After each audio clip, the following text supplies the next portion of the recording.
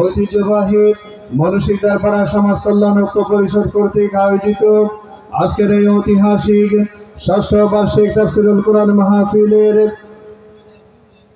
প্রথম অধিবেশনে এখন আপনাদের সামনে প্রধান বক্তার গুরুত্বপূর্ণ কোরআন ও হাদিসের আলোকে বয়ান রাখবেন আন্তর্জাতিক খ্যাতি সম্পন্ন মুফাসসিরে কোরআন উদীয়মান সারা জাগানো আলোচক প্রখ্যাত আলেমে দ্বীন মিডিয়া ব্যক্তিত্ব বিশিষ্ট ইসলামী চিন্তাবিদ জনাব হযরত মাওলানা মনোয়ার হোসেন মুমিন, জনাব হযরত মাওলানা মনোয়ার হোসেন মুমিন, সম্মানিত চেয়ারম্যান আল মুমিন ফাউন্ডেশন সাতক্ষীরা। আমি মোহতারাম হুজুরকে আমাদের উদ্দেশ্যে মহাগ্রন্থ আল কোরআন ও হাদিসের আলোকে গুরুত্বপূর্ণ আলোচনা পেশ করার জন্য আজকের মানসিক দরবার সমাজ কল্যাণ ঐক্য পরিষদ মাহফিল বাস্তবায়ন কমিটির পক্ষ থেকে বিশেষভাবে অনুরোধ জানাচ্ছি। আসসালামু আলাইকুম ওয়া রাহমাতুল্লাহি ওয়া বারাকাতুহু। আলহামদুলিল্লাহ নাহমাদুহু ওয়া নাস্তাঈনুহু ওয়া নাস্তাগফিরুহু ওয়া নু'মিনু বিহি ওয়া নাতাওয়াক্কালু আলাইহি ওয়া নাউযু বিল্লাহি মিন শুরুরি আনফুসিনা ওয়া মিন সাইয়্যাতি আ'মালিনা। من يهده الله فلا مضل له ومن يضلل فلا هادي له ونشهد أن لا إله إلا الله وحده لا شريك له ونشهد أن سيدنا ونبينا ومولانا محمدا عبده ورسوله الذي أرسله بالحق بشيرا ونذيرا وداعيا إلى الله بإذنه وسراجا منيرا. فقد قال الله تعالى في كلامه المجيد وفرقانه الحميد. সবাই পড়েন আউযু বিল্লাহি মিনাশ শাইতানির রাজীম। বিসমিল্লাহির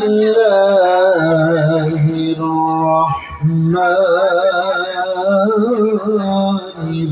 রাহিম।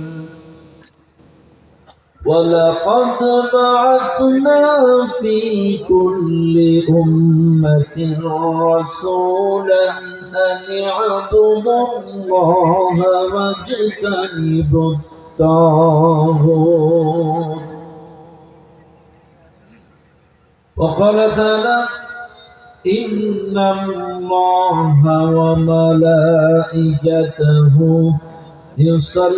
يصلون على النبي يا أيها الذين آمنوا صلوا عليه وسلموا تسليما. درود إبراهيم اللهم صل على محمد وعلى آل محمد كما صليت على إبراهيم وعلى آل إبراهيم إنك حميد مجيد.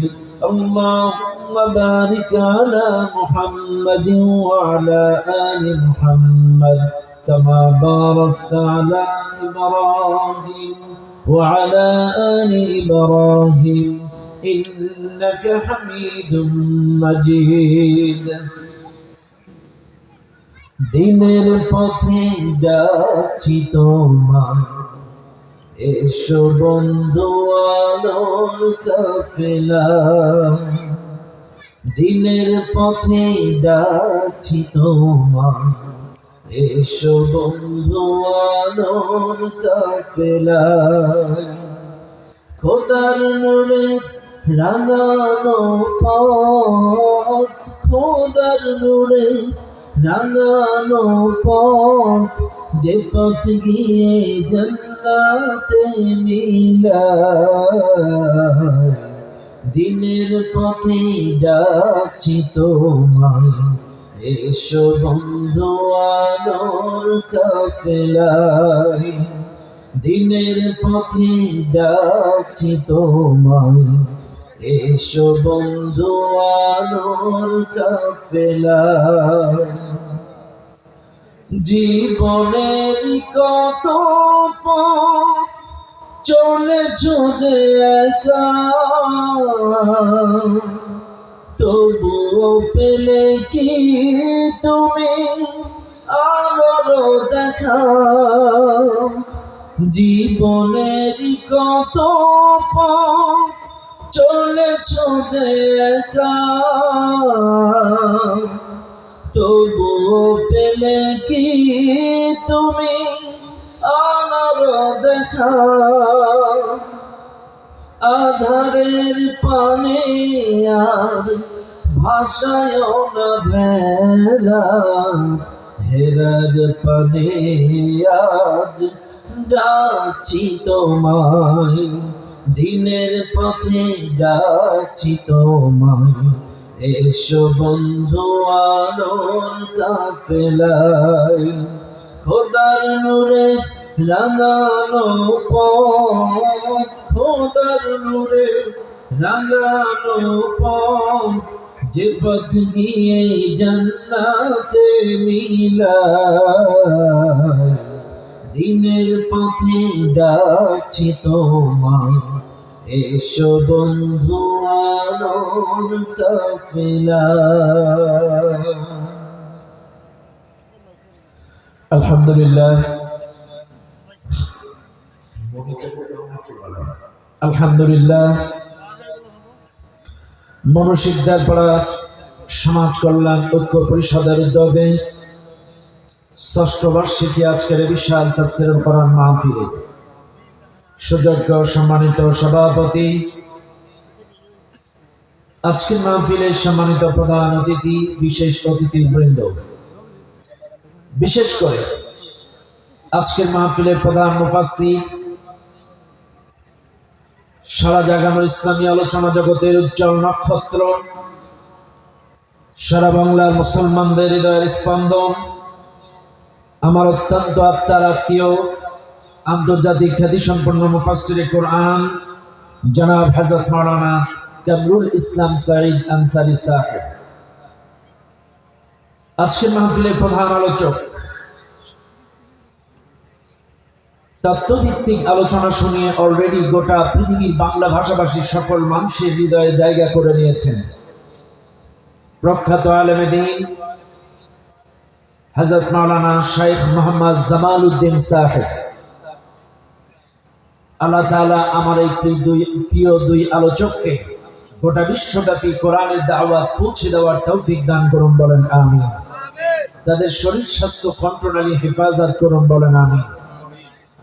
আমার আগে আলোচনা করছিল আঞ্চলিক এই অত্র এলাকার একজন প্রিয় আলেম, আল্লাহ পাক হুজুরকেও কবুল করুন, বলেন আমিন।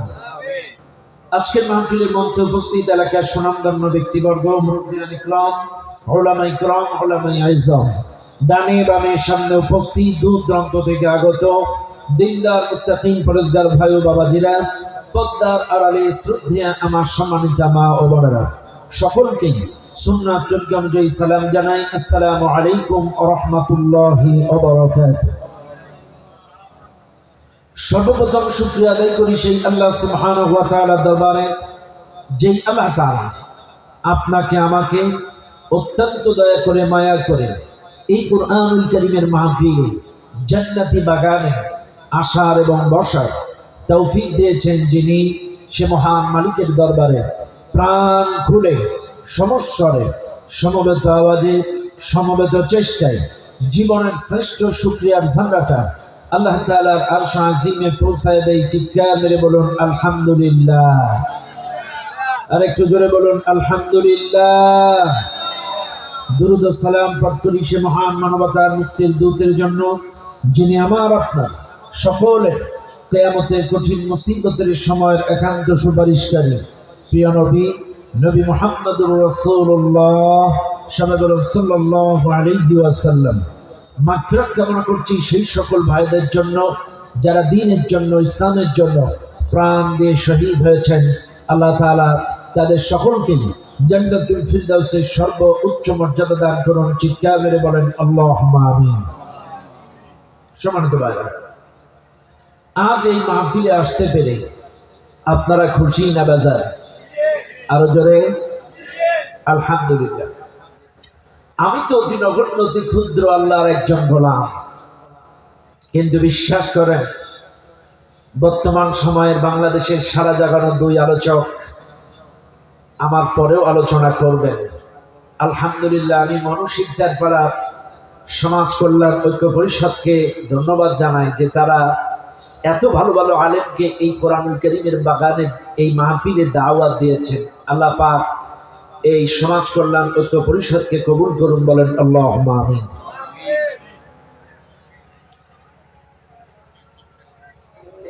এক দুই মিনিট আজানটা হয়ে যাক, একটু আজানটা হয়ে যাক, নিকটবর্তী আজান, সবাই উত্তর দেই আজানের। যেহেতু আজানের সময় হলো এই জন্য আমরা আজানের জবাবটা দিয়ে নিলাম, নিকটবর্তী যতগুলো আজান হলো। আসলে আজানের জবাব দেওয়া কিন্তু অত্যন্ত গুরুত্বপূর্ণ একটি বিষয়। রাসূলুল্লাহ সাল্লাল্লাহু আলাইহি ওয়াসাল্লামের হাদিস, যে ব্যক্তি আজানের জবাব 5 ওয়াক্ত দিবে, আজানের সাথে সাথে সমস্ত কাজ স্টপ রেখে আজানের উত্তর দিবে, আজানের জবাব দিবে, আল্লাহ নবী বলেন মৃত্যুর সময় ওই ব্যক্তি অটোমেটিকলি কালেমা শাহাদাত জবাব দিয়ে নসিব হয়ে যাবে। একটু জোরে বলবেন না? অটোমেটিকলি মৃত্যুর সময় কালেমা আপনার কপালে নসিব হয়ে যাবে, ভাগ্যে জুটে যাবে। আর এক হাদিসে আসছে কিয়ামতের দিন যেই মুয়াজ্জিন আজান দিবে, এই মুয়াজ্জিনের মাথায় কিয়ামতে মুকুট পরানো হবে, গলা লম্বা হবে সবচেয়ে বেশি। মুয়াজ্জিনকে গলা দেখে আর তার মুকুট দেখে মানুষ চিনবে। এই মানুষগুলো দৈনন্দিন 5 বার মানুষকে আল্লাহর বরত্ব ঘোষণা করে রবের দিকে ডাকতো। যারা আজানের জবাব দিবে তারাও ওই মুয়াজ্জিনের মতো একই পরিমাণ সওয়াব অর্জন করবে। সুবহানাল্লাহ বলবেন না? আপনারা সবাই এই আমলটি করবেন ইনশাআল্লাহ। আল্লাহ পাক আমাদের সকলকে কবুল করুন, বলেন আমিন। সম্মানিত ভাইরা, আসেন আমি আপনাদের সামনে একটি আয়াত তেলাওয়াত করেছি, আমি আয়াতের শানে কিছু কথা বলবো ইনশাআল্লাহ। আমার প্রত্যেকটা কথা আপনারা মনোযোগ সহকারে শুনবেন ইনশাআল্লাহ, আর এবং আমার সাথে একটু কথা বলবেন। দীর্ঘদিন কিন্তু এই লোহাগড়ার সাতকানিয়ায় প্রোগ্রাম করতে পারি নাই, পারমিশন দিত না। অনেক দিন পরে এই লোহাগড়ার সাতকড়া কি বলে সাতকানিয়াতে ঢুকেছি আর কি। ম্যাক্সিমাম প্রোগ্রামে আমার পারমিশন ছিল না, এই জন্য আসতে পারতাম না, কথাও বলতে পারতাম না এই লোহাগড়া সাতকানিয়া এলাকাতে। এই জন্য আজকে যেহেতু এসেছি, কাজা আদায় করার সুযোগ নেই, তবে যতটুকু আমার নির্দিষ্ট সময় তার মধ্যে আমি যা পারবো ইনশাআল্লাহ কিছু কথা বলবো। আল্লাহ পাক আমাদের সকলকে হৃদয়ের কান দিয়ে শোনার তৌফিক দান করুন, বলেন আমিন। আমার সাথে সবাই স্বতঃস্ফূর্তভাবে তেলাওয়াত করেন। আউযু বিল্লাহি মিনাশ শাইতানির রাজীম। বিসমিল্লাহির রাহমানির রহিম। ولقد بعثنا في كل أمة رسولا أن اعبدوا الله واجتنبوا الطاغوت صدق الله العظيم। সূরাটির নাম সূরাতুন নাহল। এই সূরাটি নাযিল হয়েছে মক্কায়। সূরাটির মোট আয়াত সংখ্যা 128, রুকু সংখ্যা 16। এই সূরাটা সিরিয়াল মেইনটেনের দিক থেকেও 16 নম্বর সূরা। এই সূরাটার 36 নম্বর আয়াতের কিছু অংশ আমি আপনাদের সামনে তেলাওয়াত করেছি, কারণ আল্লাহ কোরআনের ব্যাখ্যা শেষ করে পারা যায় না। এই জন্য আমি পুরো আয়াতটা শেষ করি নাই, আমি কিছু অংশ তেলাওয়াত করেছি। আল্লাহ তাআলা বলেন, ওয়ালাকাদ বা'আসনা ফি কুল্লি উম্মাতির রাসূল। আমি প্রত্যেকটা জাতির মধ্যে একজন করে রাসূল প্রেরণ করেছি, এবং তাদের দায়িত্ব ছিল এইটা, গোলামি করো আল্লাহ, বর্জন করো তাগুত। আনি আবুদুল্লাহ ওয়াজতানিবুত তাগুত, তাদের দাওয়াত ছিল। চাইলে আমি শাব্দিক অর্থ কিন্তু আপনাদেরকে বলে দিলাম। আল্লাহ পাক বলছে, আমি প্রত্যেকটা জাতির মধ্যে, প্রত্যেকটা কওমের ভিতরে একজন করে রাসূল প্রেরণ করেছি। আর প্রত্যেকটা নবীর একই দায়িত্ব ছিল, আনি আবুদুল্লাহ ওয়াজতানিবুত তাগুত, গোলামি করো আল্লাহ, বর্জন করো তাগুত। এখন আসেন, চাইলে আমরা বুঝলাম গোটা পৃথিবীতে আমাদের জন্য এই পৃথিবীতে যত নবী রাসূল আল্লাহ তাআলা প্রেরণ করেছেন, প্রত্যেকটা কওমের কাছে, জাতির কাছে একজন করে নবী পাঠিয়েছেন এবং তাদের দায়িত্ব দুটো করে দিয়েছেন। একটা হচ্ছে আল্লাহ গোলামি, একটা হচ্ছে বর্জন করো তাগুত। এই দুটি কথা বলে পাঠিয়েছেন। এখন আপনারা খেয়াল করেন, চাইলে আমার আলোচনার মূল পয়েন্ট কিন্তু দুইটা, একটি হচ্ছে গোলামি আর একটা হচ্ছে তাগুত বর্জন। এবার আপনারা যারা এখানে আছেন একটু খেয়াল করেন। এক নাম্বার, প্রত্যেকটা নবী প্রথম যে দাওয়াতটা দিয়েছেন, আনি আবুদুল্লাহ, গোলামি করো কার? আরো জোরে বলেন, আরো জোরে বলেন। হ্যাঁ, এখানে এসে কথা বললে লাভ না লস? বেশি বেশি সুবহানাল্লাহ আলহামদুলিল্লাহ বললে আমাদের হৃদয়ের ময়লাগুলো পরিষ্কার করে দিবেন কে? এই মাহফিলে এমন কোন মানুষ আছেন যে বলবেন আমার জীবনে কোনো গুনাহ নাই? আছেন কোন মানুষ বলতে? এমন কোন মানুষ নাই যে লোকটা বলবে যে আমার জীবনে কোনো গুনাহ নাই। হাত দি, পাও দি, চোখ দি, অন্তর দি, কান দি, পাও, চোখ দি, নাক দি, প্রত্যেকটা অঙ্গ প্রত্যঙ্গ দিয়ে আমরা গুনাহ করেছি। গুনাহ করতে করতে আমাদের হৃদয়গুলো আজকে শক্ত হয়ে গেছে, কলবগুলো নষ্ট হয়ে গেছে। এত দোয়া হয় কিন্তু চোখে পানি আসে না। এই জন্য আপনারা যদি বেশি বেশি আল্লাহর জিকির করতে পারেন, আল্লাহ স্মরণ করতে পারেন, কোরআন তেলাওয়াত করতে পারেন, কোরআনের মাহফিলে এসে বেশি বেশি সুবহানাল্লাহ আলহামদুলিল্লাহ কোরআনের আয়াত তেলাওয়াত করতে পারেন, আল্লাহ জিকির করতে পারেন, আমার আপনার দিলের ময়লাগুলো পরিষ্কার করে দিবেন কে? আরো জোরে বলেন কে? তাহলে এক নাম্বার হচ্ছে আনি আবুদুল্লাহ, গোলামি করো আল্লাহ, ইবাদত করো আল্লাহ। এখন আপনারা যারা এই মাহফিলে আছেন বলেন তো ইবাদতের অর্থ কি?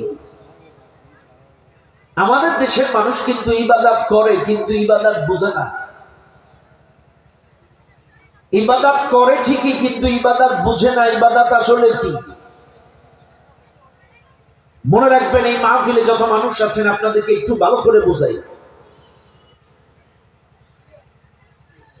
আমার আপনার নবী যেই সময় আল্লাহর পক্ষ থেকে নবুয়াতি পেয়ে পৃথিবীতে আসলেন, নবুয়াতি আল্লাহ তাআলা তাকে দিলেন, 4 দফা কর্মসূচি দিয়েছিলেন। এক নাম্বার ছিল কোরআনের আয়াতগুলো তেলাওয়াত করে শোনাও। আমার নবী এই কালেমার দাওয়াত যখন ওই জাতির মানুষদেরকে দিয়েছিলেন, কালেমার ভাষাও ছিল আরবি, আরবিয়ানদের ভাষাও ছিল আরবি। খেয়াল করেন, আল্লাহ পাকের নবী যে দাওয়াতটা দিলেন এই দাওয়াতের ভাষাও ছিল আরবি, আরবিয়ানদের ভাষাও মাতৃভাষা ছিল আরবি। যখনই নবী দাওয়াত দিলেন লা ইলাহা ইল্লাল্লাহ, ইয়া আইয়ুহান নাস কুলু লা ইলাহা ইল্লাল্লাহ, এ মানুষ সকল পড়ো আল্লাহ ছাড়া কোনো ইলাহা নেই, আল্লাহ ছাড়া আইনদাতা নেই, আল্লাহ ছাড়া মাবুদ নেই। যখনই এই কালেমার দাওয়াত দিলেন, যেহেতু ওদের ভাষা মাতৃভাষা আরবি, ওরা সাথে সাথে এই কালেমার মূল মর্মার্থ বুঝে গেল, সাথে সাথে এই কালেমার মূল উদ্দেশ্যটা কি বুঝে গেল। আবুল আহাব বুঝে পায়ের কাছ থেকে একটা পাথর তুলে টাস করে রাসূলুল্লাহকে চেলে মারলেন। নবীজির কপালে মেরে নবীজির কপাল থেকে দরদর করে রক্ত ঝরল। খেয়াল করবেন, চাইলে সেই সময়ের কালেমার ভাষাও ছিল আরবি, আরবিয়ানদের ভাষাও ছিল আরবি। যেই কালেমার দাওয়াত দিলেন আল্লাহ ছাড়া মাবুদ নাই, তখনই কিন্তু আবুল আহাব পাথর তুলে রাসূলুল্লাহকে মেরে রক্তাক্ত করে দিলেন। আসেন এইবার বাংলাদেশে আসি। ম্যাক্সিমাম আমরা বাংলাদেশের আমাদের মানুষের, আমাদের বাংলাদেশিদের মাতৃভাষা হচ্ছে বাংলা, আর কালেমার ভাষা হচ্ছে আরবি। কালেমাটা কি ভালো করে বুঝেন, কালিমাটা আরবি আর আমাদের মাতৃভাষা হচ্ছে বাংলা। এই জন্য এইখানটায় আমাদের দেশের কিছু হুজুররা কিছু ফায়দা নেওয়ার চেষ্টা করে, বুঝেন? কিন্তু এই জায়গাটায় আমার দেশের কিছু হুজুররা ফায়দা নেওয়ার চেষ্টা করে, কারণ সেই জামানায় আমার নবী ফায়দা নিতে পারে নাই। কিন্তু কালেমার ভাষাও আরবি, এদের ভাষাও আরবি। আল্লাহ যেই লক্ষ্য টার্গেট নিয়ে পাঠিয়েছেন, এক চান্সে ওদের উদ্দেশ্য রাসূলুল্লাহর উদ্দেশ্য, আল্লাহর উদ্দেশ্য কাফেররা বুঝে গেলেন, কারণ তাদের মাতৃভাষা আরবি। কিন্তু আমার দেশে আমাদের ম্যাক্সিমাম হুজুররা যখন ওয়াজ করে, এটা তো করে আরবি, কিন্তু শ্রোতা ছাড়া ম্যাক্সিমাম বাঙালি। এই জন্য এক এক হুজুর এক এক ব্যাখ্যা দেয়, রাগ করেন না কিন্তু, বুঝেন? কিন্তু এক এক হুজুর এক এক রকম তাফসীর করে, এক এক রকম ব্যাখ্যা করে। আপনারা বলবেন হুজুর বুঝায় এখন, এইবার আসেন বুঝায় দেই। এক হুজুর বলছে, ওয়া খালাকতুল জিন্না ওয়াল ইনসা ইল্লা লিয়াবুদুন, আল্লাহ জিন এবং ইনসানকে সৃষ্টি করেছে তার ইবাদতের জন্য, আসো নামাজ পড়ি। নামাজ পড়াটাই ইবাদত, যা করো করো করো করো করো, অন্তত নামাজটা পড়ো। বুঝেন? কিন্তু আমি কিন্তু বোঝানোর জন্য বলছি, কারণ মানুষ বাঙালি আর হুজুররা ওয়াজ করছে আরবিতে। এই জন্য এক এক হুজুর এক এক তরিকার, এক এক সিলসিলার, এক এক মতের, এক এক পথের, এক এক তরিকা, সে তার দিকে টেনে লম্বা করে। তাইলে এক হুজুর এসে বলল, ওমা খালাকতুল জিন্না ওয়াল ইনসা ইল্লা লিয়াবুদুন, আল্লাহ জিন এবং ইনসানকে সৃষ্টি করেছে তার গোলামির জন্য, আসো নামাজ পড়ি। নামাজ পড়াটাই ইবাদত, নামাজ ছাড়া জান্নাতে যাওয়া যাবে না। যা করো করো করো করো করো, অন্তত নামাজটা পড়ো। এই জন্য বাংলাদেশের মানুষ মনে করে নামাজটা ইবাদত। এই জন্য ও সুদ খাক, ঘুষ খাক, জেনা করুক, দুর্নীতি করুক, রডের বদলে বাঁশ দিকা যাই করুক, অন্তত নামাজটা পড়ে। যেমন শামীম ওসমান পড়তো, আমাদের ম্যাডাম পড়তো, এরকম অনেকেই, আমাদের দরবেশ কাকুও পড়তো। কথা না বুঝবেন? কিন্তু আমি কিন্তু বোঝানোর জন্য বলছি, ওই যে আমাদের দেশে কিছু হুজুররা বলেছে নামাজটাই ইবাদত, এই জন্য ওরা যা করে করে করে, নামাজ তো ঠিক আছে। কথা বলেন না, বুঝেন? আপনারা বুঝেন? আমি কিন্তু বোঝানোর জন্য বসছি এখানে, কিন্তু আমি অযথা অনর্থক কোনো কথা বলি না। চাইলে এক হুজুর এসে বললো, ওমা খালাকতুল জিন্না ওয়াল ইনসা ইল্লা লিয়াবুদুন, নামাজটা ইবাদত, আসো নামাজ পড়ি। এই জন্য আমাদের দেশের ম্যাক্সিমাম মানুষের বিশ্বাস নামাজ ঠিক আছে, কাজে সুদ খাও, ঘুষ খাও, জেনা করো, দুর্নীতি করো।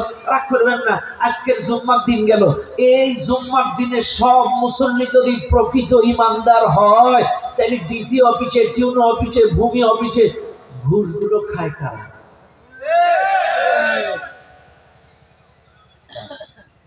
তাইলে কি ধারণা আমার এই জুমার মুসল্লিদের ধারণা নামাজটা ইবাদত, আর ঘুষ ঘুষ এগুলো যা করি করি ইবাদত তো ঠিক আছে। বাস এক হুজুরের ব্যাখ্যা দিলাম। আর এক হুজুর আসছে, ওমা খালাকতুল জিন্না ওয়াল ইনসা ইল্লা লিয়াবুদুন, আর এক হুজুর এসে বলে আল্লাহ জিন এবং ইনসানকে সৃষ্টি করেছে তার গোলামি করার জন্য, কাজে আসো আমরা জিকির করে মসজিদের দেওয়াল কাঁপাই। দেখবেন সপ্তাহে সপ্তাহে জিকির করে, ওরস শরীফে জিকির করে, মাসিক জিকির করে, এমন জিকির করে না আছে আল্লাহ, না আছে ইল্লাহ, না আছে রাসূল, কোন শব্দ বোঝা যায় না, খালি হু হু হু হু। মাশাআল্লাহ। ওই যে আমাদের এখন তো তাইরি কাকুর খুঁজে পাওয়া যাচ্ছে না। কথা না, এখন তো তাইরি কাকুর খোঁজ পাওয়া যাচ্ছে না। এখন তাইরি কাকু এখন আর খুঁজে পাওয়া যাচ্ছে না। আমার মনে হয় কাদের কাকু কোনো ভিসা টিসা দিছে কিনা আল্লাহ ভালো জানে। কতক্ষণ ঠিক আছে না নাই?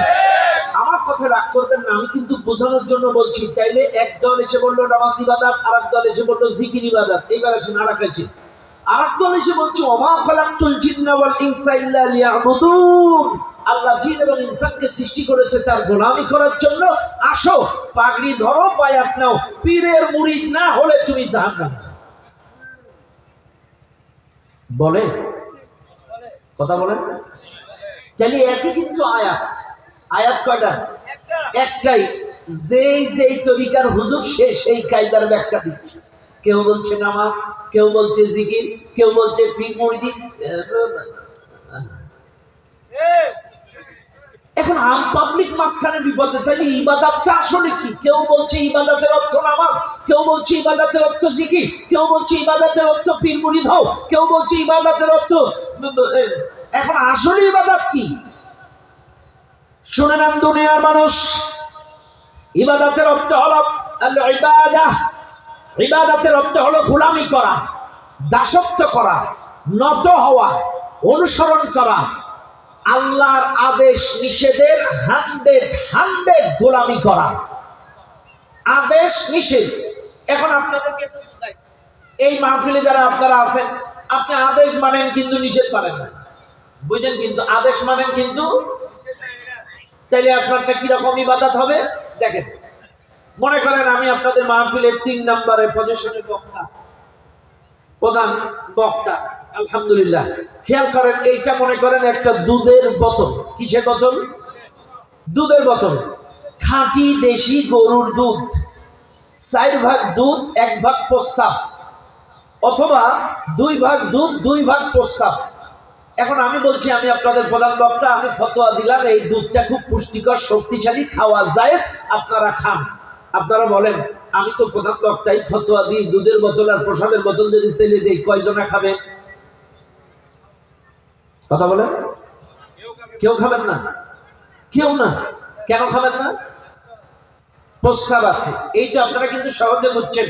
চাইলে প্রস্রাব থাকার কারণে যদি এই দুধের কোনো দাম না থাকে, চাইলে নামাজ আদেশ আর ঘুষ সুদ নিষেধ, চাইলে তো একই কথা হলো, অর্ধেক দুধ আর অর্ধেক প্রসাব। তা আল্লাহ কি করে গ্রহণ করবেন?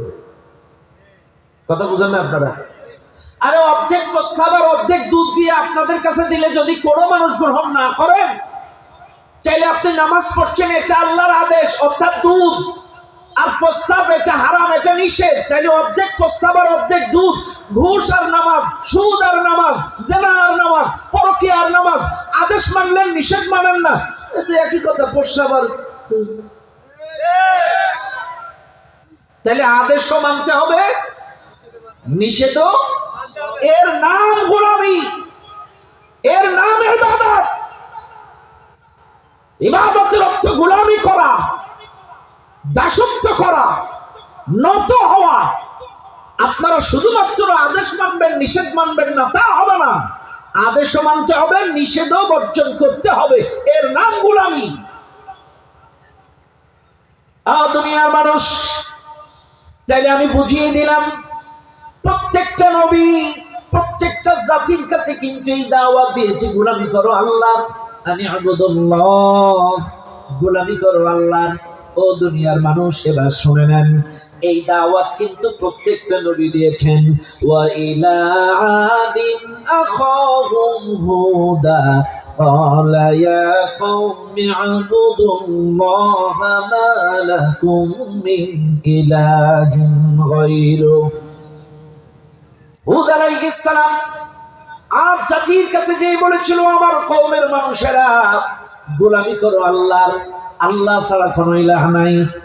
এরপরে ওয়া ইলা সামুদ আখাহুম সালিহা ক্বালা ইয়া কওমি ইবুদুল্লাহ মা লাকুম মিন ইলাহিন গায়রু। ও মুসলমানেরা, শুনে নেন, এই মাহফিলে যারা মানুষ আছেন, ও মুসলমান, সামুদ জাতির কাছে সালেহ আলাইহিস সালাম জি বলেছিল, আমার কওমের মানুষেরা গোলামি করো আল্লাহর, আল্লাহ ছাড়া কোনো ইলাহ নাই। এরপরে শুআইব আলাইহিস সালাম তার কওমের লোকের কাছে যেয়ে বলেছিল, ওয়া ইলা মাদিয়ানা আখাহুম শুআইবা ক্বালা ইয়া কওমি ইবুদুল্লাহা মা লাকুম মিন ইলাহিন গায়রু। শুআইব আলাইহিস সালাম মাদিয়ানবাসীর কাছে যে বলেছিল, আমার কওমের মানুষেরা গোলামি করো আল্লাহর, আল্লাহ ছাড়া কোনো ইলাহ নাই। ও দুনিয়ার মানুষ, চাই প্রত্যেকটা নবী, এই পৃথিবীতে যত নবী এসেছিল, ওয়াইলা প্রত্যেকটা নবী, নূহ আলাইহিস সালাম, হুদ আলাইহিস সালাম, সালেহ আলাইহিস সালাম, শুআইব আলাইহিস সালাম, প্রত্যেকটা নবী, যত নবী এই পৃথিবীতে এসেছেন, প্রত্যেকটা নবী তার কওমের কাছে যে, মানুষদের কাছে যে বলেছিল, আমার কওমের মানুষেরা গোলামি করো আল্লাহর, আল্লাহ ছাড়া কোনো ইলাহ নাই। এবার আপনারা প্রশ্ন করতে পারেন, হুজুর, গোলামি কোথায় কোথায় করব, কোন জায়গায় কোন জায়গায় করব, কতদিন পর্যন্ত করব?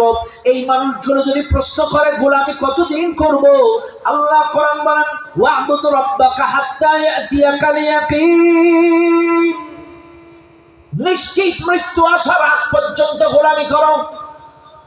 ওয়া'বুদ রাব্বাকা হাত্তা ইয়াতিয়াকাল ইয়াকিন, নিশ্চিত মৃত্যু আসার আগ পর্যন্ত আপনাদের কাছে নিশ্চিত যতক্ষণ মৃত্যু না যাবে, শ্বাস প্রশ্বাস যতক্ষণ চলবে, ততক্ষণ পর্যন্ত আল্লাহর গোলামি করা লাগবে।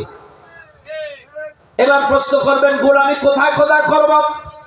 আল্লাহ তাও বলেন, ইয়া ইবাদিয়াল্লাযীনা আমানু ইন্না আরদি ওয়াসিআতুন ফাইয়ায়া ফা'বুদুন।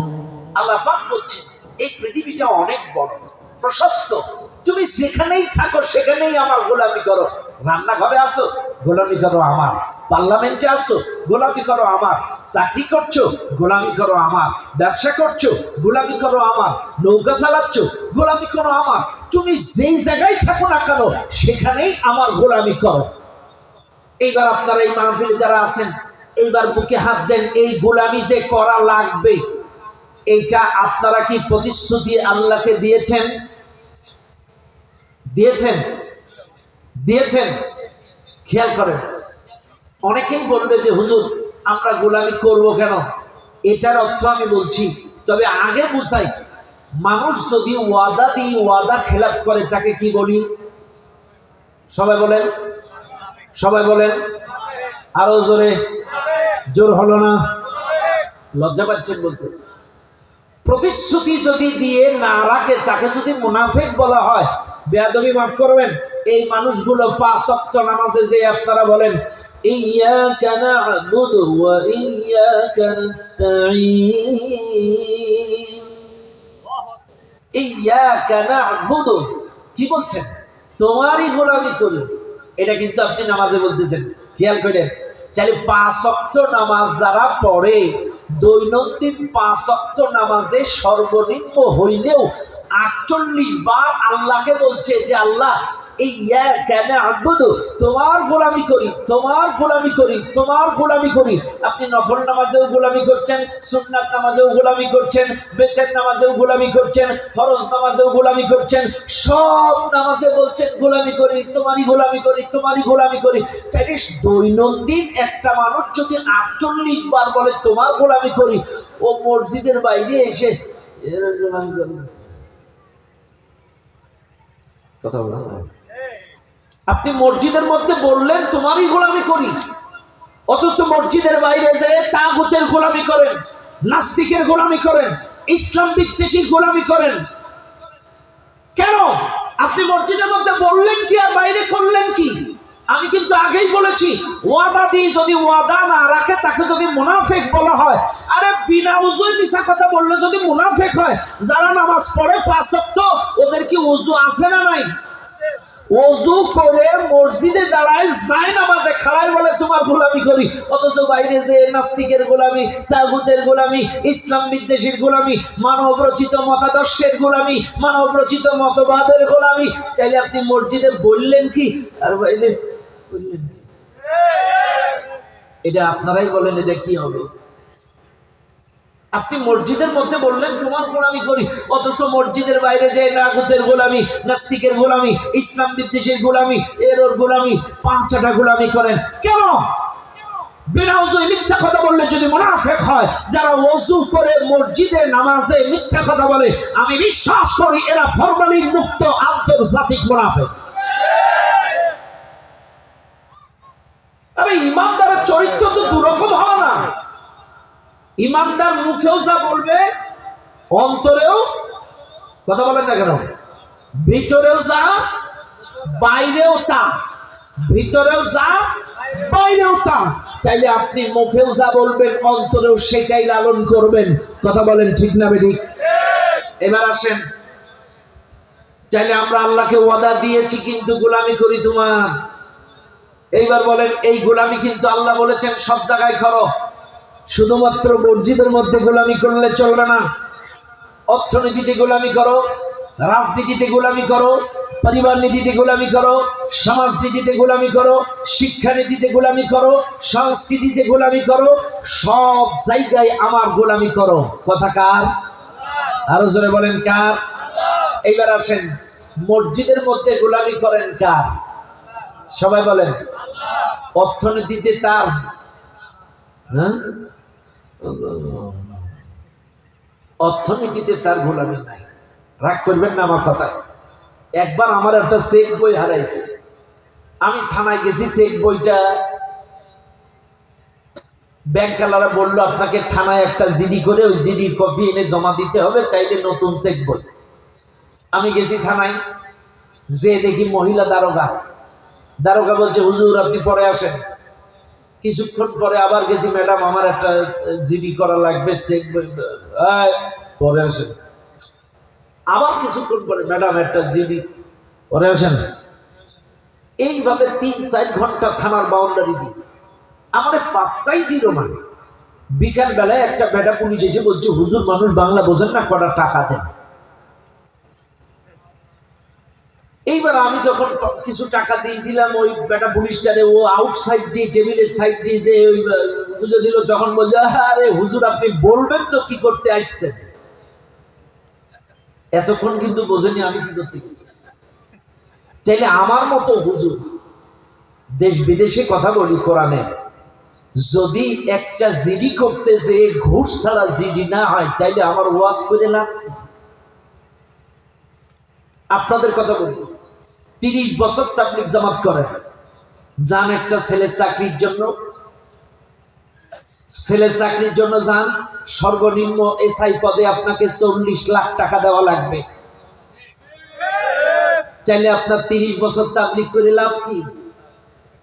আপনি ১০ বার হজ করেছেন, ৫ বার উমরা করেছেন, যান আপনি ভূমি অফিসে, আপনার ১০ ঘন্টা জমি আছে, ১০ ঘন্টা জমি, এক ঘন্টা জমির খাজনা ৮ টাকা। তাহলে ৮-১০কে ১০ ঘন্টা জমির দাম খাজনা হয় বছরে ৮০ টাকা মাত্র। আমি আবারও বলছি, ১০ ঘন্টা জমির খাজনা মাত্র ৮০ টাকা। কিন্তু ওই ভূমি অফিসে এমন মাইলপাস দেবে, আপনি ১০ বারের হাজি, ওই ১০ ঘন্টা জমিতে আপনার ১০,০০০ টাকার খাজনা কেটে আসা লাগবে। তাহলে আমার হজ করিলাম কত না? রাগ করেন না আমার কথায়, কোন লাভ নেই। কারণ অর্থনীতিতে আমি আল্লাহর গোলামি করতে পারি নাই। এতো আমরা যারা দিচ্ছি তাদের কথা বলছি, আর যারা নিচ্ছি এবার আছেন তারা আসেন। যারা সরকারি বেসরকারি চাকরি করেন, আমি জানি সাতকানিয়া লোহা করার লোক ঘুষ খায় না, কিন্তু শোনেন আপনাদের একটা হাদিস বলে যায়, আমার নবী বলেন পবিত্রতা ২ প্রকার, একটা হচ্ছে আত্মার পবিত্রতা, আর একটা হলো বাহ্যিক পবিত্রতা। আত্মার পবিত্রতা হয় হালাল খাদ্য খাবারে, আর বাহ্যিক পবিত্রতা হয় ওযু আর গোসলের মাধ্যমে। আমি আবারও বলছি, আত্মার পবিত্রতা হয় হালাল খাদ্য খাবারের মাধ্যমে, আর দেহের পবিত্রতা হয় ওযু গোসলের মাধ্যমে। আপনি নামাজ পড়েন, আপনি রোজা করেন, আপনি হজ করেন, সব ইবাদত করেন, বিশ্বাস করেন, আপনার দেহ পবিত্র, কিন্তু ঘুষ খেয়ে, সুদ খেয়ে, দুর্নীতি করে, বরের জমি ফাঁকি দিয়ে, ভাইয়ের জমি ফাঁকি দিয়ে, হারাম টাকা খেয়ে যদি আপনার আত্মা নাপাক থাকে, আল্লাহর কসম কিয়ামত পর্যন্ত সেজদা দিলেও একটি সেজদাও আপনার কবুল হবে না। আপনার দেহ পাক, কিন্তু আত্মা নাপাক, আর নাপাক আত্মা দিয়ে ডাকলে আল্লাহ শোনে না।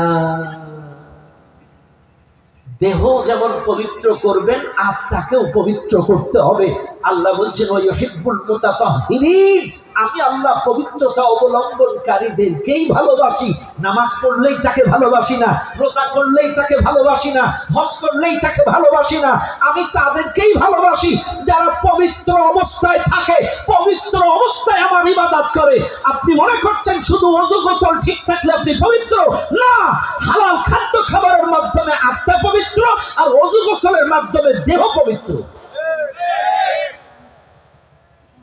আপনি ঘুষ খাবেন, সুদ খাবেন, দুর্নীতি করবেন, রডের বদলে বাঁশ দিবেন, আর মসজিদে যে জুম্মার দিন ফাঁস কাতারে নাপাক আত্মা দিয়ে সেজদা দিলে কোনো কাজ নাই। চাইলে বলেন অর্থনীতিতে গোলামি করা রাখবে কার? আরো জোরে কোন কার? আরে আমরা এই ওয়াজের সুবাদে যখন বিভিন্ন দেশে যাওয়ার সুযোগ আমাদের হয়, আরে তারা কত উন্নত, স্মার্ট বাংলাদেশ আমাদের কাকু খালি শুনিয়েছে, বাস্তবে দেখাইতে পারি নাই। স্মার্ট বাংলাদেশ, কথা বুঝেন না আপনারা? স্মার্ট বাংলাদেশ, আমরা স্মার্ট দেশ কাকে বলে আমরা দেখে এসেছি বাইরে। ডিজিটাল দেশ কাকে বলে আমরা দেখেছি বাইরে।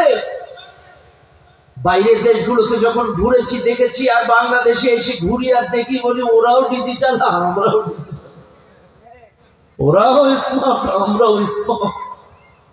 চিন্তা করলাম ওরা এত উন্নত কি করে।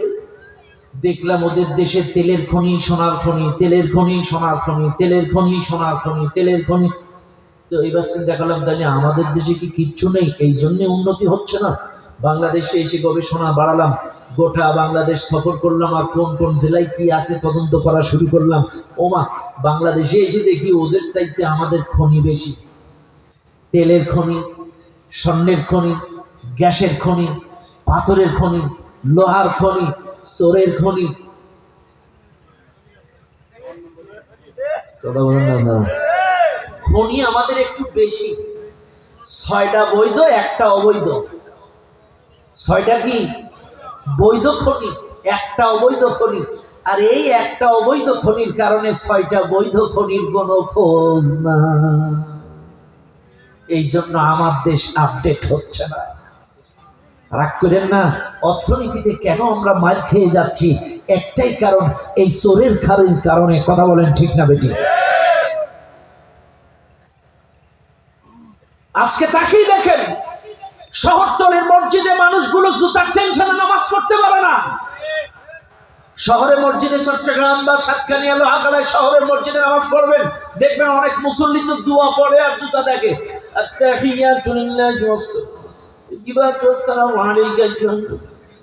বাক্সর দিকে তাকায়, আল্লাহুম্মা সাল্লি আলা মুহাম্মাদ কামা সাল্লাইতা আলা কথা না কেন?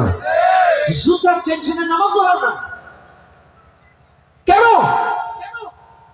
চোরের খনির কারণে আমার দেশ আজকে উন্নত হচ্ছে না। না হলে আল্লাহ আমার দেশে খনি কম দেয়নি। তেলের খনি, গ্যাসের খনি, পাথরের খনি, লোহার খনি, ইউরেনিয়ামের খনি, স্বর্ণের খনি, সব খনি আল্লাহ আমার দেশে দিয়েছে। এই চোরের খনির কারণে এই 6টা বৈধ খনির সুব্যবহার আমার দেশে হচ্ছে না। বিশ্বাস করেন, অর্থনীতি যদি দুর্নীতি মুক্ত করতে না পারেন, অর্থনীতিতে যদি আল্লাহর গোলামি কায়েম করতে না পারেন, অর্থনীতিতে আল্লাহর গোলামি কি? আল্লাহর গোলামি কি? আল্লাহর গোলামি। কোরআন দিয়েই আপনাকে অর্থনীতি পরিচালনা করতে হবে। এইবার কোরআন দিয়ে যদি পরিচালনা করেন, আস-সারিকু ওয়াস-সারিকাতু, চোর চুরি করলে চোরের হাত কেটে দাও। এ ভাই খেয়াল করেন, অর্থনীতিতে যদি এই আইন, যদি আল্লাহর আইন যদি আমার দেশে কায়েম হয়ে যায়, চোর চুরি করলে চোরের হাত কেটে দাও। এইবার আসেন, একটা চোরের হাত কেটে যদি পেপার পত্রিকা স্যাটেলাইটে লাইভ সম্প্রচার করা যায়, পরের দিন থেকে টিন চোর, জুতো চোর, স্যান্ডেল চোর, রড চোর, ব্রিজ চোর, কালভার্ট চোর, সব চোর ভালো হয়ে যাবে। একটা চোর ওই বাংলাদেশে থাকবে না। তাহলে মনে রাখবেন, আমি আবারও বলছি, শুধু মসজিদের মধ্যে আল্লাহর গোলামি করলে চলবে না, অর্থনীতিতেও আল্লাহর গোলামি করা লাগবে। এবার আপনারা বলবেন, হুজুর চাইলে আমার দেশে অর্থনীতিতে আল্লাহর আইন নেই। হ্যাঁ, আল্লাহর আইন নাই, ঠিক আছে, কিন্তু আপনার আল্লাহর আইন কায়েমের জন্য কতটুকু চেষ্টা, জজ্বাত, তামান্না বা কতটুকু শ্রম আপনি দিয়েছেন? কয় টাকা ইয়ানাত দিয়েছেন? কতটুকু সময় আল্লাহর আইন প্রতিষ্ঠার জন্য দিয়েছেন? কি ভূমিকা আপনার ছিল? এবার আসেন, তাহলে অর্থনীতি বাদ দিলাম, রাজনীতিতে গোলামি হবে কার? সবাই বলেন কার? করেন আপনারা?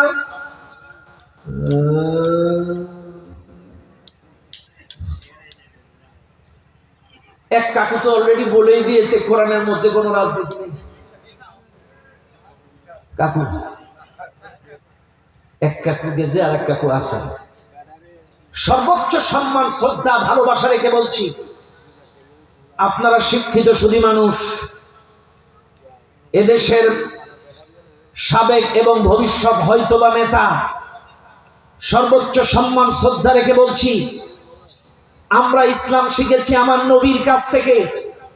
চাইলে আমার নবী যদি রাষ্ট্র পরিচালনা করে, আমার নবী যদি সামরিক বাহিনীর প্রধান হয়, আমার নবী যদি বিচার ব্যবস্থা চালায়, আমার নবী যদি রাষ্ট্র পরিচালনা করে, তাহলে এগুলো আসলে কোরআনে যদি রাজনীতি না থাকবে, নবী করে আমার নবী বিচার করলো কি দিয়ে, আমার নবী দেশ চালালো কি দিয়ে, আমার নবী সামরিক বাহিনী পরিচালনা করলো কিভাবে, রাজনীতি না করলে কি দেশ চালানো যায়? এ কথা বলে না, কথা বলেন, বোঝার চেষ্টা করেন।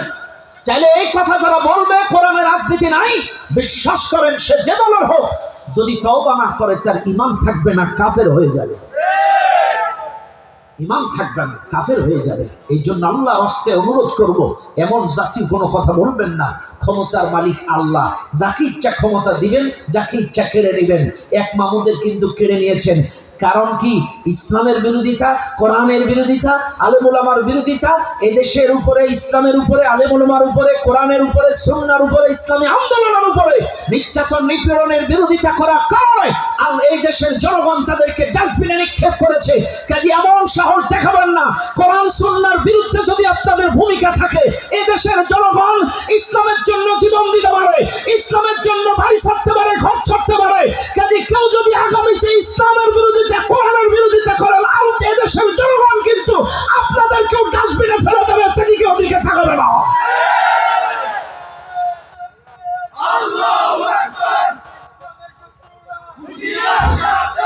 কথা বলেন ঠিক না ঠিক? কাজে কথা একটাই, আপনারা ভালোভাবে চলেন, ভালোভাবে বলেন, কিন্তু খবরদার কোরআনের বিরোধিতা করবেন না। কোরআনে রাজনীতি নাই, কে শিখাইছে? আরে রাজনীতি মানেই তো রাজার নীতিমালা নিয়ে কথা বলা, রাজনীতি মানেই তো রাজার নীতিমালা সমাজে রাষ্ট্রে কায়েমের চেষ্টা করা। এদেশে জাতীয় পার্টির কর্মীরা চেষ্টা করেছিল জাতীয় পার্টির নীতিমালা সমাজে রাষ্ট্রে কায়েমের চেষ্টা করা, কারণ এরশাদ চাচা ছিল তাদের রাজা। ব্যাস, বিএনপির কাকুরা শহীদ জিয়ার নীতিমালা সমাজে রাষ্ট্রে কায়েমের চেষ্টা করে, এটা হলো বিএনপির রাজনীতি। আওয়ামী লীগের কাকুরা আওয়ামী লীগের রুলস রেজুলেশন নীতিমালা সমাজে রাষ্ট্রে কায়েমের চেষ্টা করে, ওটা আওয়ামী লীগের রাজনীতি। শোনেন, প্রকৃত ইমানদার মুসলমানেরা আমার আল্লাহর কোরআনের নীতিমালা সমাজে রাষ্ট্রে কায়েমের চেষ্টা করবে, এটাই হলো ইসলামী রাজনীতি, এটাই হলো আমার আল্লাহর রাজনীতি। আপনি কেন মানবেন না? আলা লাহুল খালকু ওয়াল আমর ইনিল হুকমু ইল্লা লিল্লাহ। কেন মানবেন না? জমিন যার হুকুম চলবে তার কথা স্বীকার কেন করবেন না? আপনাদেরকে অবশ্যই স্বীকার করা লাগবে এই জমিন আল্লাহর, আসমান আল্লাহ। এই জমিনে কেবলমাত্র আল্লাহর হুকুম চলবে, এই জিনিসটাই আমরা বলি। আমাদের ব্যক্তিগত কোনো স্লোগান দেই না। আল্লাহর আইন চাই, সৎ লোকের শাসন চাই, এটা দলীয় কোনো স্লোগান না, এটা আল্লাহর কোরআনের স্লোগান। একটা দল আল্লাহু আকবার স্লোগান সহ্য করতে পারত না, অথচ আল্লাহু আকবার মানে কি? বলেন বলেন, আল্লাহু আকবার মানে আল্লাহ, আল্লাহ বড়। চাইলে একটা দল কিন্তু এই আল্লাহু আকবার সহ্য করতে পারে নাই, আল্লাহর নাম উচ্চারণ করে নাই, ওরাও করে নাই, কাউরে করতেও দেয় নাই। চাইলে আমার প্রশ্ন, এরা যখন মারা যাবে কবরে যে যখন ফেরেশতারা প্রশ্ন করবে তোমার রবকে, ওরা কি বলবে? কারণ আল্লাহু আকবারটা তো বলতে দেয়নি, আল্লাহু আকবার ওরাও দেয়নি, কাউকে বলতেও দেয়নি, বলেছে এটা জঙ্গি স্লোগান, তালেবানি স্লোগান। কাজে মনে রাখবেন, ফাকাব্বিরহু তাকবীরা ওয়াকাব্বিরহু তাকবীরা। নামাজের শুরুতে তাকবীর, আযানের শুরুতে তাকবীর, জানাজার শুরুতে তাকবীর, উপরে উঠতে গেলে তাকবীর। সব জায়গায় আল্লাহর বড়ত্ব ঘোষণার কথা আল্লাহই বলে দিলেন। আর এই আল্লাহু আকবার যারা সহ্য করতে পারে নাই, আল্লাহ পাক তাদেরকে বিতাড়িত করে দিয়েছেন। কাজী এমন কোন কথা কেউ বলবেন না আল্লাহর কোরআনে এটা নাই সেটা নাই, আপনারাও কিন্তু ধরা খেয়ে যাবেন। কথা বলেন ঠিক না বেঠিক? এখন সহজ সরল ভাষায় আপনাদেরকে একটু জবাব দেই। ও ভাই, এক কথায় জবাব দেন। ইসলামী রাজনীতির সহজ সরল একটা উদাহরণ আপনাদের দেই। আমার এই বাবাজির গায়ে আছে একটা চাদর, আর এই বাবাজির গায়ে আছে একটা কোট। কি কোট? এটা কি? মনে করেন নির্বাচনের 1 সপ্তাহ বাকি। কয় সপ্তাহ? 1 সপ্তাহ বাকি। আমার বাবার হলো চাদর পার্টি আর হুজুরের হলো কোট পার্টি। এখন মোড়ে মোড়ে নির্বাচনী অফিস, চাদর পার্টির অফিস, কোট পার্টির অফিস, মোড়ে মোড়ে অফিস। দলীয় নেতা কর্মীরা মিছিল মিটিং করবে আর এসে জিকির আজকার করবে করবে এই কি বলে মিছিল মিটিং করবে আর এই অফিসে এসে চা পানি খাবে।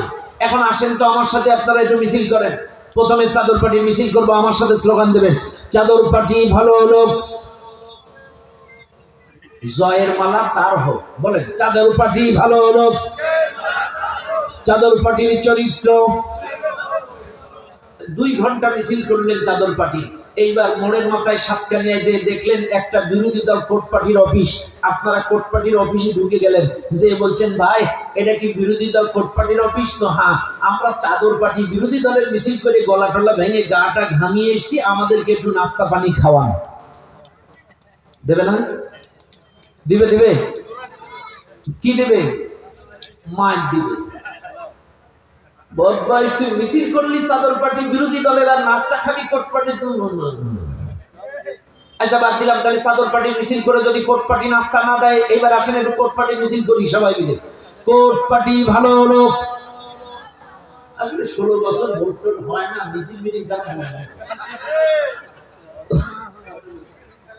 বাপ দাদারা কবর থেকে এসে ভোট দিলে যেটা মানুষের মনে থাকে।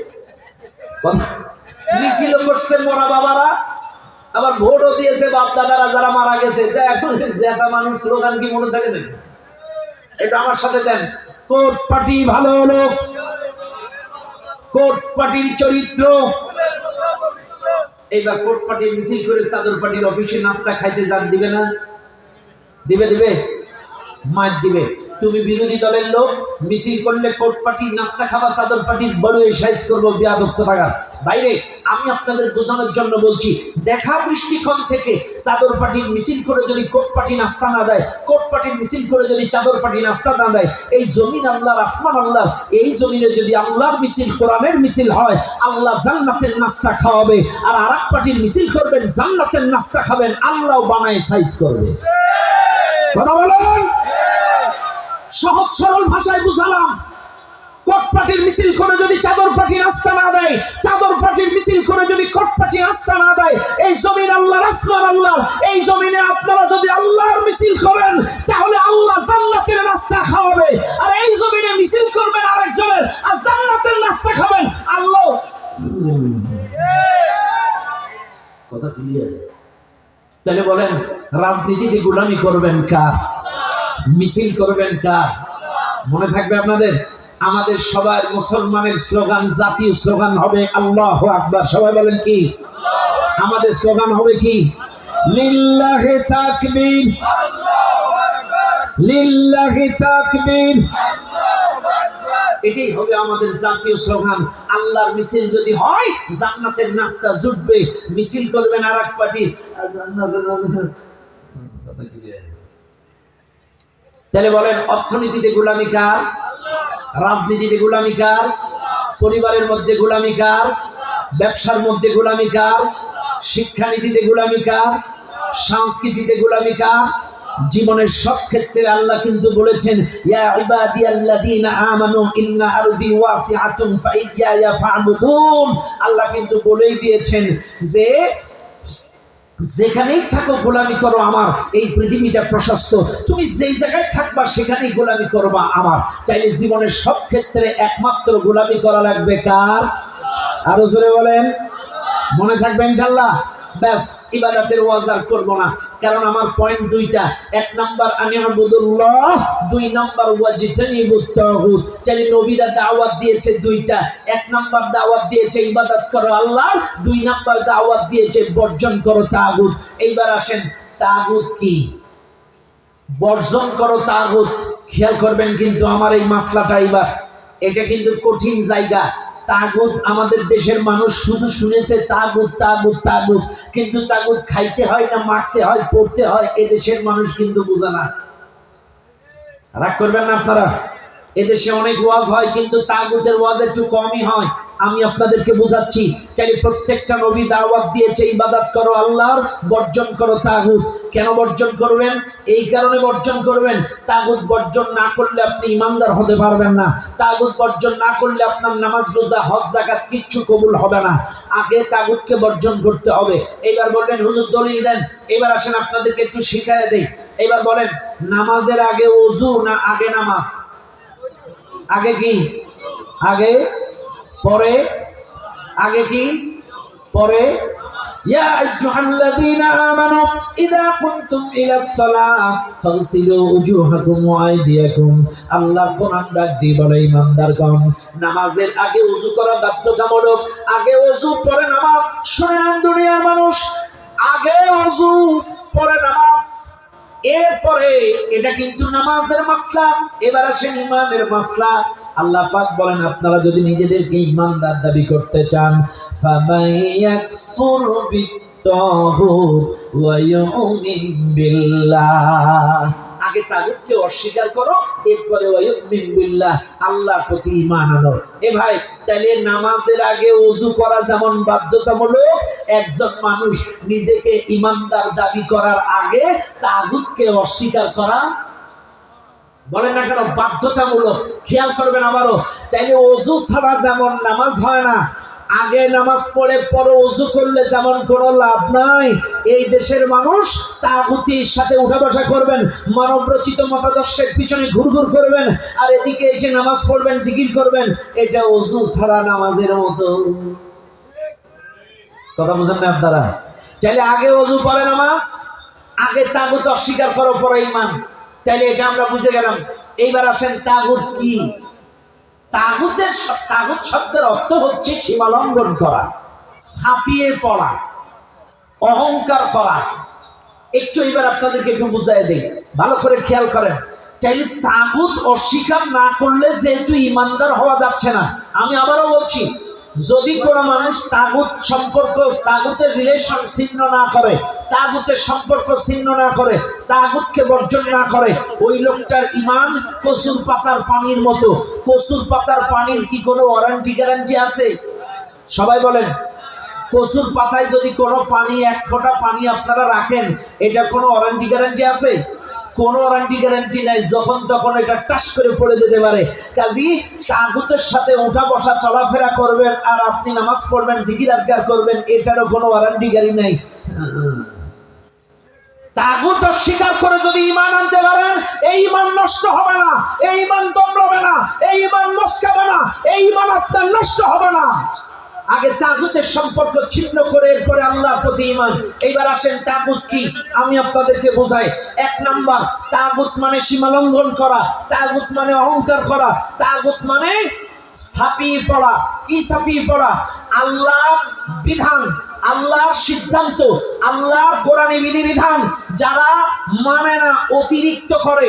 এই যে সাপোজ, এই যে এই চায়ের কাপে যদি আমার ভাই যদি চা দিতেই থাকে, ছাপিয়ে পড়বে না? পড়বে কিনা? এটাকেই বলে সীমা লঙ্ঘন করা, এটাকেই বলে সীমা অতিক্রম করা। তো আমার আল্লাহ আপনাকে আমাকে এই পৃথিবীতে পাঠানোর পরে একটা সীমারেখা, একটা বাউন্ডারি দিয়েছে। এই যেমন আপনাদের একটু বুঝায়, 2014 সালের কথা বলছি। 2014 সালে যখন আমি একটু খুব খেলা প্রিয় ছিলাম, বুঝছেন, খেলা প্রিয়, একটু ক্রীড়ামোদী আসি আর কি। ছোটবেলা থেকে খুব খেলাধুলো করতাম, ছাত্র বয়সে খেলাধুলা বাদ দিতাম না আর কি। আমার এলাকা কিন্তু সাতক্ষীরা, আপনারা জানেন তো, মুস্তাফিজুর রহমান শম্ভু সরকার আমার এলাকার ছেলে। এই মুস্তাফিজুরের বড় ভাইয়ের সাথে, লালটু ওর নাম, মুস্তাফিজুরের বড় ভাই লালটু, আমরা একসাথে খেলা করেছি। আগে আমাদের অঞ্চলে এলাকা ভিত্তিক যে খেলাগুলো হতো, মুস্তাফিজুরের বড় ভাই, এর নাম লালটু, আমরা একসাথে কত খেলা করেছি। যাই হোক, আমি কিন্তু আবার আমার বড়ত্ব বা ক্রেডিট বাড়ানোর জন্য বলি নাই, জাস্ট কথা বোঝানোর জন্য যে আমি ক্রীড়ামোদী একজন খেলাপ্রেমিক মানুষ ছিলাম ছাত্র বয়সে, এটা বোঝানোর জন্য বলছি। কেন বলছি? 2014 সালে, এখন কি বলবো, রমজান মাস ঠেকাইতে পারি নাই, গেছি একটু বিশ্বকাপ খেলা দেখতে আবাহনী মাঠে ধানমন্ডিতে গেছি। এখন ওই সময় তো রমজান মাস, এখন মোটামুটি প্রথম গোলটা কিন্তু আর্জেন্টিনাই করছিল, কিন্তু ওই যে রুলস রেজলিউশন অনুযায়ী সকল প্লেয়ারের ভেতর থেকে যদি গোল দেয়, এই গোলটা কাউন্ট হয়, অ্যাকসেপ্ট হয়, রিসিভ হয়। আর যদি কেউ এই প্লেয়ারের ভেতর থেকে একজন সামনে চলে যায়, বিরোধী দলের প্লেয়ার, আর এ যদি ওই বল রিসিভ করে, এটা সীমালঙ্ঘন, এটা অফসাইড। কি সাইড? সবাই বলেন কি সাইড? চাইলে ওই হেগুয়েন কিন্তু ফার্স্ট গোলটা মেরেছিল, কিন্তু অফসাইড হওয়ার কারণে গোলটা কাউন্ট হয়নি, রিসিভ হয়নি, অ্যাকসেপ্ট হয়নি। তো আমার আল্লাহ যেমন ফিফা কর্তৃক একটা রুলস আছে, সকল প্লেয়ারের ভেতর থেকে গোল দিলে গোল হবে, একজন সামনে অতিক্রম করলেই যদি অফসাইড হয়, আল্লাহ বলছে আমি তোমাদেরকে এই পৃথিবীতে পাঠানোর পরে তোমাদেরও একটা সীমারেখা, একটা রুলস, একটা রেজলিউশন দিয়েছি। এটার নাম কোরআন, এটার নাম হাদিস। তুমি যখনই এটা অতিক্রম করে সামনে চলে যাবা, এটাই অফসাইড। কথা বলেন না কেন? এটাই অফসাইড, এটাই সীমালঙ্ঘন, এটাই তাগুতের কাজ। এবার আসেন, এটাই তাগুতের কাজ। এবার আসেন আপনাদেরকে বুঝাই। এক নম্বর, তাগুত কত প্রকার? আমি কিন্তু যেটা ধরি ক্লিয়ার করে ধরি, ইবাদতটা যথেষ্ট বুঝাইছি, এবার তাগুত ধরেছি।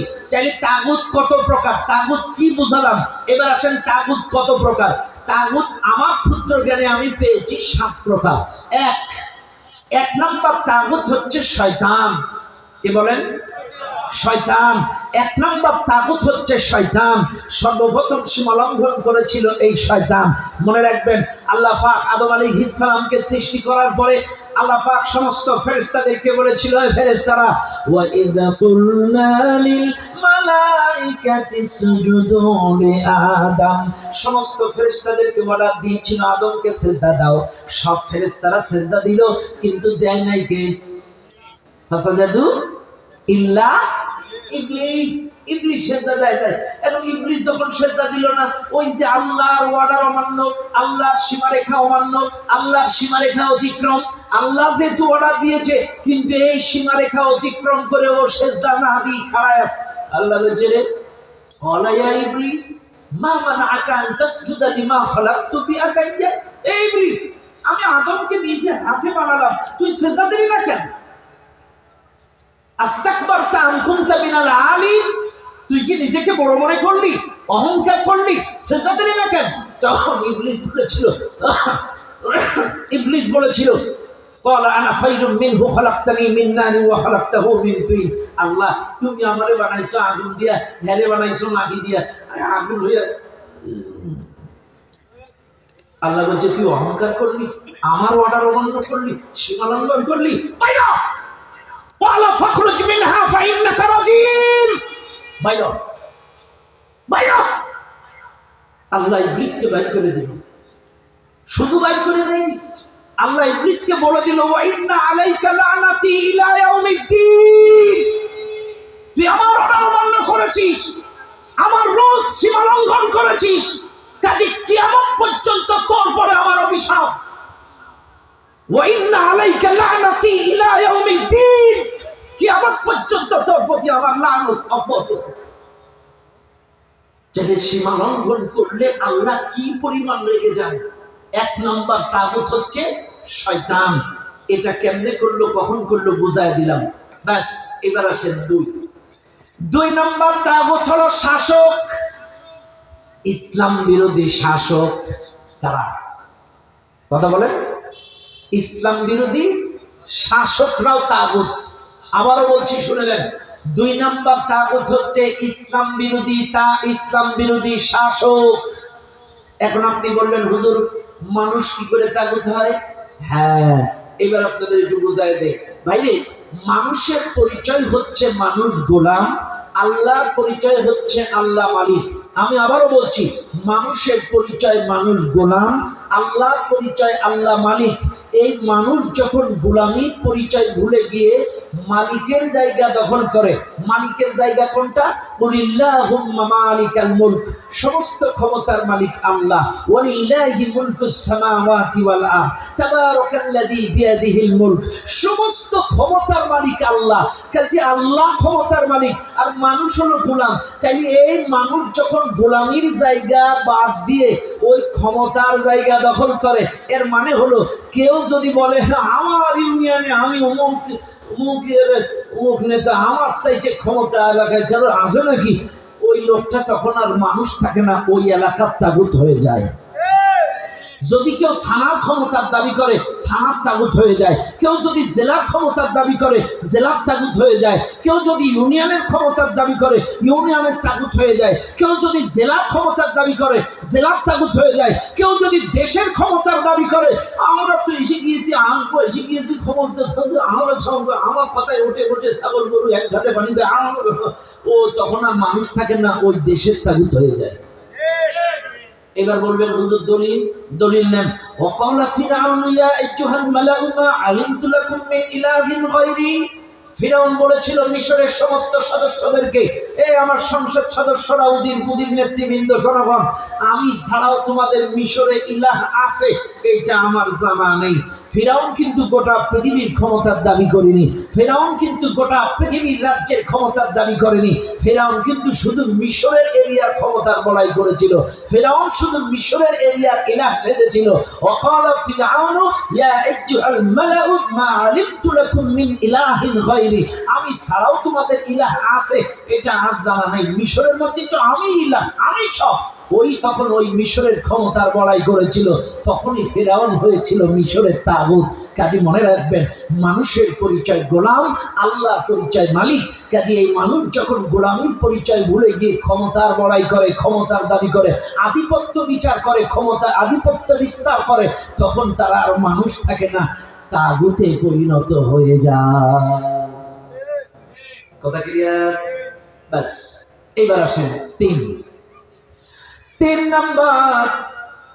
ও দুনিয়ার মানুষ, ভণ্ড পীর ফকির যারা, এরাও তাগুত। কারা? ভণ্ড পীর ফকির যারা। আমি আবারও বলছি, আমি হক্কানি কোন আলেমের কথা বলি না, হক্কানি কোন শায়েখের কথা বলি না, হক্কানি কোন পীরের কথা বলি না, হক্কানি কোন মুরব্বির কথা বলি না, হক্কানি কোন আউলিয়া উলিয়ার কথা বলি না। ও দুনিয়ার মানুষ, আমার দেশের মানুষ কিন্তু বোঝে না আউলিয়া মানে কি। বন্ধু, আউলিয়া মানে বন্ধু, অভিভাবক। খেয়াল করেন, গার্জিয়ান, মুরব্বি। খেয়াল করেন, এই মাহফিলে যারা আছেন কথা কি শুনতেছেন? খেয়াল করেন কিন্তু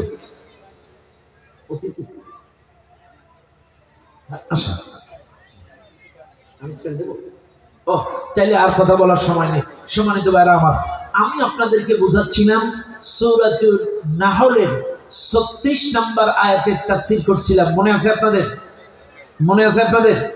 সূরাতুন নাহলের 36 নম্বর আয়াতের কিছু অংশ তেলাওয়াত করে দুইটা পয়েন্টের উপরে কথা বলছিলাম। 1 নাম্বার আল্লাহর গোলামি, 2 নাম্বার হচ্ছে তাগুত বর্জন। আমি গোলামিটা বুঝিয়ে তাগুতের ব্যাপারে কথা বলছিলাম। আমি যতটুকু বলেছি, যা বলেছি, প্রত্যেকটা কথা আল্লাহ তাআলা আপনার আমাদের সকলের বাস্তব জীবনে আমল করে ইহকালের শান্তি, পরকালের মুক্তি অর্জন করার তৌফিক আল্লাহ পাক দান করুন। চিৎকার মেরে বলেন আল্লাহুম্মা আমিন।